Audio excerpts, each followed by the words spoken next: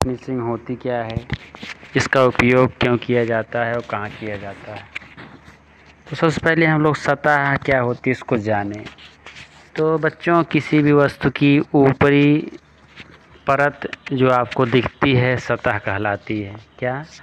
किसी भी वस्तु की ऊपरी परत जो आपको दिख रही है स्पष्ट, उसे कहा जाता है सतह कहा जाता है। तो सतह कई प्रकार की होती हैं। सतह के कई प्रकार हैं। आपके सिलेबस में दिया है some important terminology in surface finishing, उसी में आपका टॉपिक है। पहला है, जैसे आपको दिख पा रहा है कि रियल सरफेस। क्या दिख रहा है बच्चे? Real surface. ठीक, रियल सरफेस होता क्या है? रियल सरफेस होता क्या है, देखिए, जैसे कि आप लोग देख पा रहे होंगे कि इसमें आपको एक दिख रहा है परिभाषा रियल सरफेस की। इसको थोड़ा हम जूम करें तो आपका एक मिला। सरफेस फिनिशिंग बात करें तो किसकी? Surface finishing. तो जो सतह किसी पिंड का परिसीमन करती है और पिंड के चारों ओर सतह से अलग करती है, ऐसी सतह को वास्तविक सतह कहते हैं। जैसे ये मान लीजिए कोई सरफेस है, ये इसकी वास्तविक सतह है। कौन सतह है? वास्तविक सतह। क्यों? क्योंकि इसकी लिमिटेशन है कि इसके आगे हमको नहीं जाना है, अर्थात एक लिमिट में आ गई है। तो ऐसी सतह जिसकी एक लिमिट हो, एक निश्चित सीमा हो, ऐसी सरफेस कहलाती है वास्तविक सरफेस कहलाती है, अर्थात वास्तविक सतह कहलाती है। क्या? एक लिमिट में है, इससे आगे आपको नहीं जाना। मैक्सिमम लंबाई जो होती है वास्तविक सतह की होती है। ठीक है, बात समझ में आ रही है आपको? चलिए, अब हम दूसरी टर्मिनोलॉजी की बात करें तो इफ़ेक्टिव सरफेस। क्या? इफ़ेक्टिव सरफेस क्या होती है? जैसे किसी भी, इसे की परिभाषा इसमें देख लेते हैं पहले, जो एक्चुअल परिभाषा है।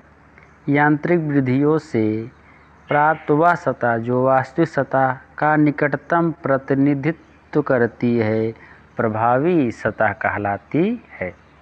इसका मतलब क्या है कि जैसे हम किसी भी वस्तु की मशीनिंग प्रोसेस करते हैं, उसमें नर्लिंग करते हैं, प्रोसेसिंग अलग अलग करते हैं और ड्रिलिंग करते हैं, इत्यादि चीज़ करते हैं, तो क्या होता है कि वास्तविक सतह से निकट ही वस्तु प्राप्त होती है ना।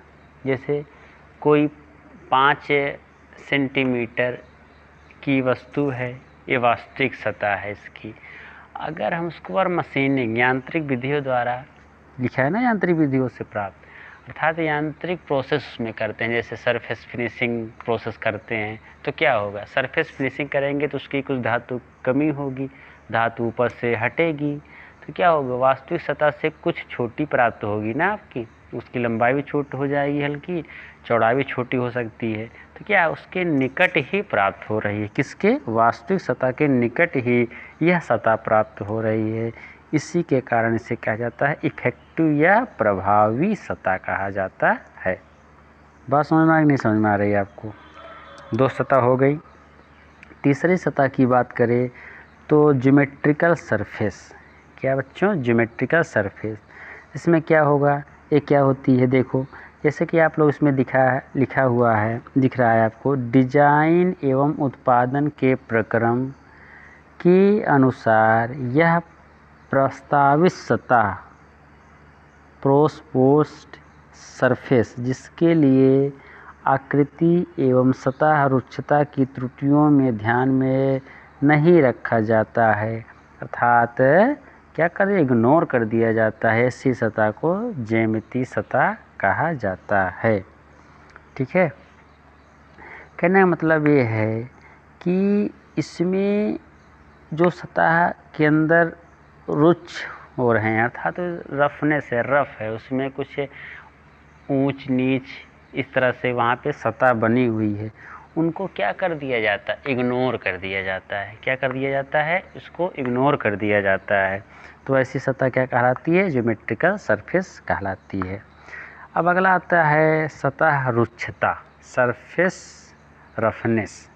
सरफेस रफनेस ये क्या है, जैसे परिभाषा देख लें पहले फिर समझते हैं। ये सभी अनियमितताएं जो सतह के स्वरूप या बनावट में पाई जाती हैं सतह रुक्षता कहलाती है। जैसे आप देखे हैं कि कुछ सतह चिकनी होती है, कुछ रुक्ष हो जाती हैं। क्या हो जाती हैं, रुक्ष हो जाती हैं, अर्थात उसमें खुरदुरी हो जाती है। रुक्ष मतलब खुरदुरी, ठीक है।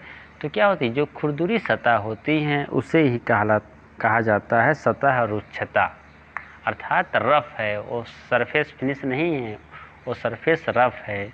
तो ऐसे सतह को क्या कहा जाता है, ऐसी सतह को रुक्षता वाला सतह कहा जाता है। फिर देखिए एक टॉपिक आता है आपके सिलेबस में भी है, प्राइमरी स्वरूप व बनावट अथवा रुक्षता। प्राइमरी टेक्सचर और रफनेस। क्या हो, प्राइमरी टेक्सचर एंड रफनेस। ये क्या होती है बच्चों, इसमें देखना है कि उत्पादन प्रक्रम से उत्पन्न होने वाली सतह रुक्षता के कारण होने वाली अनियमितताएं प्राथमिक स्वरूप या बनावट कहलाती हैं। देखिए जैसे आप उत्पादन प्रोसेस कर रहे हैं, क्या हो गई, उत्पादन प्रोसेस कर रहे हैं और आपका टूल ख़राब है, तो क्या होगा, हमारा जो सरफेस मिलेगा, जो सरफेस हमको प्राप्त होगी, वो सरफेस आपकी फिनिश नहीं होगी, अर्थात चिकनी नहीं होगी।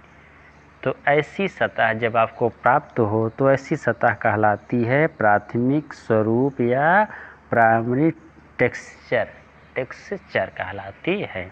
बात समझ में आ रही है ना। चलिए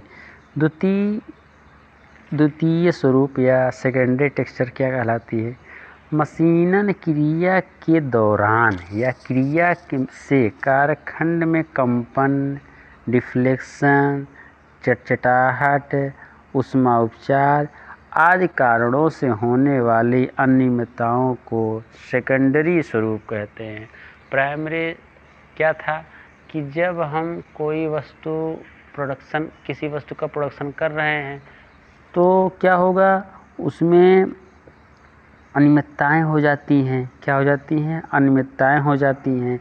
उसमें टूल आपका ख़राब हो गया है तो सही फिनिश नहीं कर पा रहा है, तो प्राइमरी हो गया। सेकेंडरी में क्या होता है, इसके जैसे आप मशीनी प्रोसेस कर रहे हैं, ठीक है, अगर टूल हमारा कंपन कर रहा है या डिफ्लेक्शन उसमें है, या अगर टूल से या वस्तु से चटचटाहट की आवाज़ आ रही है, तो क्या होगी, हमारी जो सतह होगी वो सरफेस नहीं, फिनिश नहीं हो पाएगी, जो सतह होगी वो फिनिश नहीं हो पाएगी। तो वैसी सतह को हम बोलेंगे सेकेंडरी टेक्सचर। क्या बोलेंगे बच्चों, सेकेंडरी टेक्सचर बोलेंगे। बात समझ में आती कि नहीं आती। अब आप बढ़ते हैं आगे।